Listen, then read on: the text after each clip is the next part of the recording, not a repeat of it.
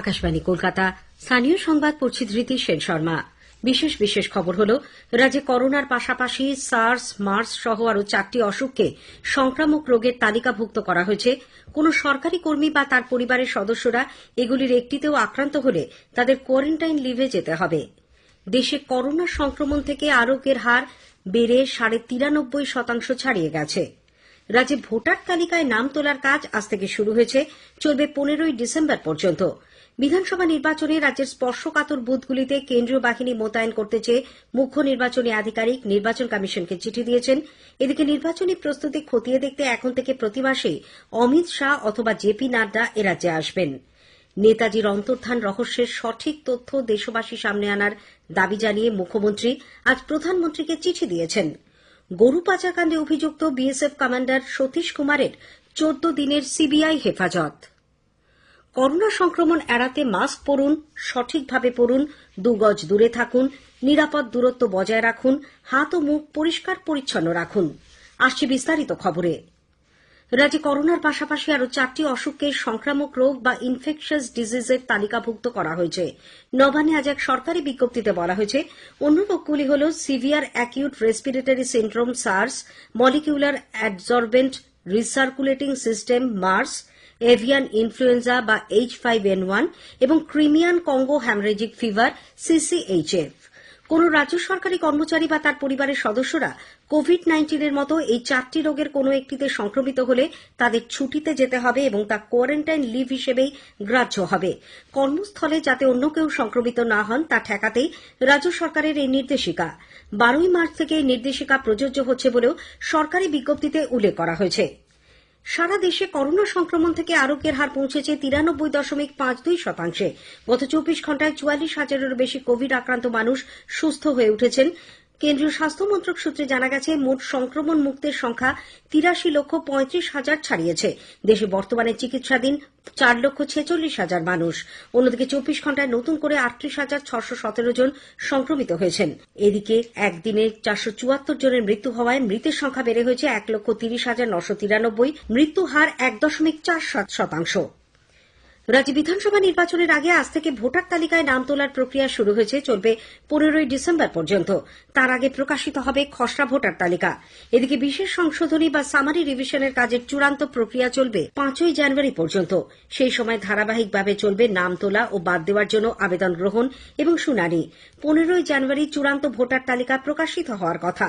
Summary revision চলার সময় প্রতি শনি ও রবিবার বিশেষ ক্যাম্প হবে বলে রাজ্যের মুখ্য নির্বাচনী আধিকারিকের দপ্তর সূত্রে জানা গেছে। এতে আরো বলা হয়েছে, 2021 সালের 1 জানুয়ারি যাদের বয়স 18 হবে তারাই ভোটার তালিকায় নাম তুলতে পারবেন। পুরো প্রক্রিয়াটি যথাযথভাবে সম্পূর্ণ করার জন্য রাজ্যের সব জেলা শাসকের সঙ্গে ভার্চুয়াল মাধ্যমে বৈঠক করছেন রাজ্যের মুখ্য নির্বাচনী আধিকারিকের দপ্তরের শীর্ষ কর্তারা। ভোটার তালিকা সংশোধনীতে পরিযায়ী শ্রমিকদের বিষয়টিতে বিশেষ গুরুত্ব দিতে বলা হয়েছে। পাশাপাশি ভোটার তালিকা থেকে কোনো নাম বাদ গেলে কিসের ভিত্তিতে তা বাদ দেওয়া হচ্ছে সেটিও ভালোভাবে খতিয়ে দেখতে বলা হয়েছে।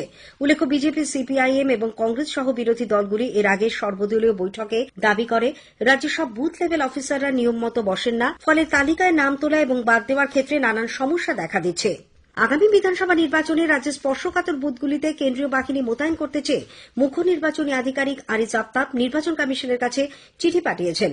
ওই চিঠিতে প্রতিটি স্পর্শকাতর বুথেই 4 জন করে সশস্ত্র বাহিনী মোতায়েন রাখার পাশাপাশি দ্রুত কোনো বুথে পৌঁছানোর জন্য হেলিকপ্টারের ব্যবস্থা করার কথাও বলা হয়েছে। এদিকে বিধানসভা নির্বাচনের প্রস্তুতি খতিয়ে দেখতে এখন থেকে প্রতি মাসে কেন্দ্রীয় স্বরাষ্ট্রমন্ত্রী অমিত শাহ অথবা বিজেপির সর্বভারতীয় সভাপতি জেপি নাড্ডা এরাজ্যে আসবেন।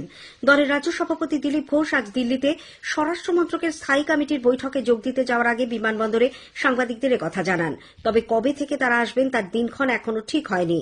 বাম কংগ্রেস জোটের গতকালের বৈঠক প্রসঙ্গে দিলীপবাবু বলেন, এর আগেও এই দুই দল জোট বেঁধে লড়াই করেছে, তবে মানুষ তাদের স্বীকার করেনি। রাজ্যে আসন্ন বিধানসভা নির্বাচনে বিজেপি সরকার গড়বে বলে দলের কলকাতা অঞ্চল পর্যবেক্ষক দুষ্মন্ত গৌতম মন্তব্য করেছেন। কলকাতায় আজ সাংবাদিকদের প্রশ্নের উত্তরে তিনি বলেন, নির্বাচনে তাদের দল 200টি আসন পাবে যদি গণতান্ত্রিক পদ্ধতিতে মানুষকে ভোট দিতে দেওয়া হয়। यहाँ पे भारतीय जनता पार्टी की सरकार बन रही है, सारे कार्यकर्ता उस पर काम कर रहे हैं और सरकार ही नहीं बनेगा, एक अच्छी सरकार देंगे। मोदी जी के काम से सब खुश है और आज लोकतंत्र के माध्यम से वोट डालने का अधिकार लोगों को मिलेगा तो भारतीय जनता पार्टी की सरकार बनेगी।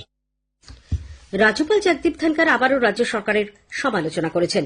মুর্শিদাবাদের নবগ্রামের কিরিটেশ্বর মন্দির ও হাজারদুয়ারি পরিদর্শনের পর বহরমপুর সার্কিট হাউসে আজ তিনি জেলা পরিষদের সভাপতি মোশাররফ হোসেনের নিরাপত্তারক্ষী প্রত্যাহারের কঠোর সমালোচনা করেন। राजनीति से प्रेरित होकर सिक्योरिटी कवर को प्रभावित करना प्रजातांत्रिक व्यवस्था पर कुठाराघात है। आपका राजनीतिक आचरण कुछ लोगों को ठीक लगे तो आपके पास सिक्योरिटी है, और आचरण ठीक नहीं लगे तो सिक्योरिटी की वजह से आपको हथकड़ी मिल सकती है। ये प्रजातंत्र में नहीं हो सकता। জেলা শাসক ও পুলিশ সুপার দুজনেই না আসায় উষ্মা প্রকাশ করে রাজ্যপাল আবারও প্রশাসনিক কর্মীদের সাংবিধানিক অধিকারের কথা স্মরণ করিয়ে দেন। কোচবিহারের তুফানগঞ্জের চামটা কর্মকার পাড়ায় কালীপুজো নিয়ে দুটি ক্লাবের মধ্যে বিবাদের জেরে কালাচাঁদ কর্মকার নামে বছর 55 এক ব্যক্তির মৃত্যু হয়েছে। পুলিশ এই ঘটনায় একজনকে গ্রেপ্তার করেছে। বিজেপির অভিযোগ, তৃণমূল কংগ্রেস সমর্থকদের মারধরে তাদের বুথ সম্পাদক কালাচাঁদ বাবুর মৃত্যু হয়। ঘটনার প্রতিবাদে দলীয় কর্মী সমর্থকেরা মৃতদেহ নিয়ে জাতীয় সড়ক অবরোধ করে। আগামীকাল তুফানগঞ্জ মহকুমায় বিজেপি বন্ধের ডাক দিয়েছে। অন্যদিকে আজ সন্ধ্যায় কংগ্রেস নেতা দেবপ্রসাদ রায় বিক্ষুব্ধ তৃণমূল কংগ্রেস নেতা মিহির গোস্বামীর সঙ্গে দেখা করেন। এই সাক্ষাৎ একান্তই ব্যক্তিগত বলে অবশ্য শ্রী গোস্বামী জানিয়েছেন। পুরুলিয়া পৌরসভার নতুন প্রশাসক হিসেবে দায়িত্বভার গ্রহণ করেছেন প্রাক্তন তৃণমূল কংগ্রেস সাংসদ মৃগাঙ্ক মাহাতো। আজ তিনি পুরুলিয়ার প্রাক্তন চেয়ারম্যান তথা বর্তমান প্রশাসক শামীম দাদ খানের কাছ থেকে দায়িত্বভার বুঝে নেন। স্থানীয় সংবাদ শুনছেন আকাশবাণী কলকাতা কেন্দ্র থেকে। নেতাজি সুভাষচন্দ্র বসুর অন্তর্ধান রহস্যের সঠিক তথ্য দ্রুত দেশবাসীর সামনে আনার দাবি জানিয়ে মুখ্যমন্ত্রী মমতা ব্যানার্জি আজ প্রধানমন্ত্রী নরেন্দ্র মোদীকে চিঠি দিয়েছেন। তাঁর এই রহস্যজনক অন্তর্ধানের বিষয়ে দেশবাসী, বিশেষ করে এ রাজ্যের মানুষের জানার সম্পূর্ণ অধিকার আছে বলেও মুখ্যমন্ত্রী উল্লেখ করেন। নেতাজি সম্বন্ধে সাধারণ মানুষ যাতে আরও বেশি করে জানতে পারেন, সেই জন্য রাজ্য সরকার অনলাইনে তাঁকে নিয়ে বেশ কিছু তথ্য প্রকাশ করলেও কেন্দ্র এ ব্যাপারে কি ব্যবস্থা নিয়েছে চিঠিতে মমতা তাও জানতে চেয়েছেন। মহান এই দেশপ্রেমিকের প্রতি শ্রদ্ধা জানাতে 23শে জানুয়ারি দিনটি জাতীয় ছুটি ঘোষণারও তিনি দাবি জানান। 2022 সালে নেতাজির 125তম জন্মবার্ষিকীতে সেটি হবে তার প্রতি যথাযথ শ্রদ্ধা নিবেদন। গরু পাচার কাণ্ডে অন্যতম অভিযুক্ত বিএসএফ এর কমান্ড্যান্ট সতীশ কুমারকে 14 দিনের সিবিআই হেফাজতে পাঠানো হয়েছে। তাকে আজ আসানসোলের সিবিআই আদালতে তোলা হলে বিচারক জয়শ্রী বন্দ্যোপাধ্যায় এই নির্দেশ দেন। সিবিআই এর তরফে আইনজীবী জানিয়েছেন, সতীশ কুমার ও তার ঘনিষ্ঠ আত্মীয়দের ব্যাংক অ্যাকাউন্ট খতিয়ে দেখা হচ্ছে। আদালতের রায়ের পর সতীশ কুমারকে কলকাতা নিয়ে আসা হয়েছে। উল্লেখ্য, কলকাতার নিজাম প্যালেসে সিবিআই এর দপ্তরে টানা জিজ্ঞাসাবাদের পর গত সন্ধ্যায় তাকে গ্রেপ্তার করা হয়। এরাজ্যে সক্রিয় গরু পাচার চক্রের সঙ্গে শুধুমাত্র সীমান্তরক্ষী বাহিনী নয়, শাসক দলেরও অনেকেই জড়িত বলে প্রদেশ কংগ্রেস সভাপতি অধীর রঞ্জন চৌধুরী দাবি করেছেন। তিনি আজ উত্তর 24 পরগনার বাদুড়িয়ায় এক কর্মী সভা শেষে সাংবাদিকদের অভিযোগ করেন, তৃণমূল কংগ্রেস আদ্যোপান্ত দুর্নীতিগ্রস্ত। গরু পাচার হচ্ছে কি করে? রাজ্য সরকারের পুলিশ, রাজ্যের বড় বড় সরকারি দলের নেতা এবং বিএসএফ সঙ্গে কাস্টমস সব মিলে গরু পাচারটা, যেটা বড় র্যাকেট। পশ্চিমবঙ্গ সরকার আজ পর্যন্ত সারদা কাণ্ডে জড়িত ব্যক্তিদের ধরার চেষ্টা করেনি, টাকা উদ্ধারের চেষ্টা করেনি। বাংলায় লক্ষ লক্ষ মানুষ সর্বশান্ত হয়েছে। দুর্নীতি এই বাংলার তৃণমূল সরকারের সবথেকে বড় ব্র্যান্ড। কলকাতার হরিদেবপুর থানার পুলিশ গতরাতে এক নাবালিকাকে যৌন নির্যাতনের অভিযোগে দুজনকে গ্রেপ্তার করেছে। তাদের আজ আদালতে তোলা হলে 14 দিনের জেল হেফাজতে পাঠানো হয়। এদের বিরুদ্ধে পক্সো আইনে মামলা রুজু করা হয়েছে। লস্করে তৈবা জঙ্গি সৈয়দ ইদ্রিস নবীকে গতকাল এনআইএ সিবিআই এর বিশেষ আদালতে পেশ করলে 8 দিনের এনআইএ হেফাজতের নির্দেশ দেওয়া হয়। এনআইএ সূত্রে জানা গেছে, ইদ্রিসের মোবাইলে 100টিরও বেশি পাকিস্তানের নম্বর পাওয়া গেছে। উল্লেখ্য, গত 10ই নভেম্বর রাতে কর্ণাটক থেকে ওই জঙ্গিকে গ্রেপ্তার করা হয়। 12 তারিখ রাতে তাকে কলকাতায় আনা হয়। কিছুদিন আগে ধৃত লস্করে জঙ্গি তানিয়া পারভিনকে জিজ্ঞাসাবাদ করেই ইদ্রিসের নাম জানা যায়। হাওড়া শিবপুরে কৈপুর লেনে পুলিশ আজ বেলার দিকে একটি বহুতলের ফ্ল্যাট থেকে এক দম্পতির বিকৃত দেহ উদ্ধার করে। প্রতিবেশীরা ওই ফ্ল্যাট থেকে দুর্গন্ধ পেয়ে পুলিশকে খবর দিলে তারা এসে দরজা ভেঙে 70 বছরের প্রদ্যুৎ বসু এবং তার স্ত্রী বছর 65-র গোপা বসুর দেহ উদ্ধার করে। তাদের ছেলে অভিজিৎ বসুকে ওই ঘর থেকেই রক্তাক্ত অবস্থায় উদ্ধার করে হাসপাতালে ভর্তি করা হয়েছে। উত্তর 24 পরগনার আগরপাড়ার টেক্সম্যাকো কারখানার ছাদ থেকে পড়ে গিয়ে আজ এক শ্রমিকের মৃত্যুর ঘটনায় তীব্র আতঙ্ক ছড়িয়েছে। বিশ্বজিৎ ঘোষ নামে কর্তব্যরত শ্রমিক দীর্ঘদিন ধরে ঠিকাদারের অধীনে কাজ করতেন। শেষ করার আগে স্থানীয় সংবাদের বিশেষ কিছু অংশ আরেকবার। রাজ্যে করোনার পাশাপাশি সার্স, মার্স সহ আরও 4টি অসুখকে সংক্রামক রোগের তালিকাভুক্ত করা হয়েছে। দেশে করোনা সংক্রমণ থেকে আরোগ্যের হার 93.5% ছাপিয়ে গেছে।